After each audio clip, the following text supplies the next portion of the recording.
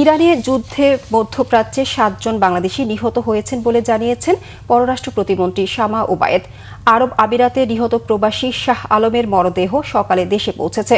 শাহজালাল আন্তর্জাতিক বিমানবন্দরে এ সময় উপস্থিত ছিলেন পররাষ্ট্র প্রতিমন্ত্রী শামা ওবায়েদ। তিনি জানান, মধ্যপ্রাচ্য প্রবাসীদের মধ্যে কেউ দেশে ফিরতে চাইলে সরকার তাদের আনার ব্যবস্থা করবে। যারা ফেরত আসতে চাচ্ছে তাদেরকেও ফেরত আনার ব্যবস্থা আমরা করছি সরকারি খরচে। আজকে আমরা এখানে যিনি এসে মৃত্যুবরণ করেছেন শাহ আলম, ওনার মরদেহ কুমিল্লাতে যাবে এবং আমাদের সচিব প্রবাসী কল্যাণের সচিব আছেন, উনি বক্তব্য রাখবেন।